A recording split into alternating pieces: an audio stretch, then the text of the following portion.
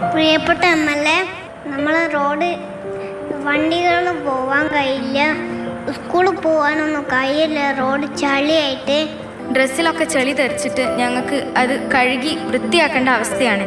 അതുകൊണ്ട് തന്നെ ഞങ്ങൾക്ക് ഈ റോഡ് വേഗം ഒന്ന് നന്നാക്കി തരണം. ഇത് കേൾക്കേണ്ടവർ കേട്ടു.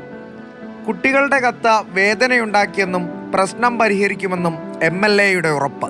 റോഡ് ഇത്രയും കാലമായിട്ട് ടാർ ചെയ്യുകയോ അല്ലെങ്കിൽ കോൺക്രീറ്റ് ചെയ്യുകയോ ചെയ്തിട്ടില്ല. അതുകൊണ്ട് തന്നെ സ്കൂൾ തുറന്നതോടുകൂടി മഴയും പെയ്തു, കുട്ടികൾ ഭയങ്കര പ്രയാസത്തിലാണ്.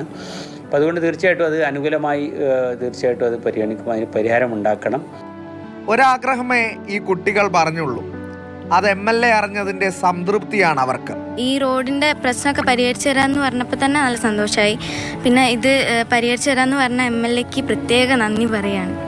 1/4 നൂറ്റാണ്ടിൻ്റെ പഴക്കമുണ്ട കാരാട് കാടേപ്പാടം റോഡിന് അന്നു മുതൽ ഇന്ന് വരെ ഒരേ ദുരവസ്ഥയാണ് നാട്ടുകാർക്ക്.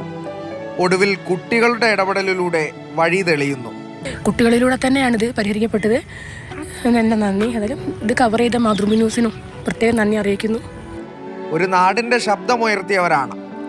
ചെളി പുരളാത്ത യൂണിഫോമുമായി ഉടനെ തന്നെ സ്കൂളിലെത്താൻ സാധിക്കട്ടെ. പ്രജോഷ് കുമാറിനൊപ്പം അരുണമൃതനാഥ്, മാതൃഭൂമി ന്യൂസ്, മലപ്പുറം.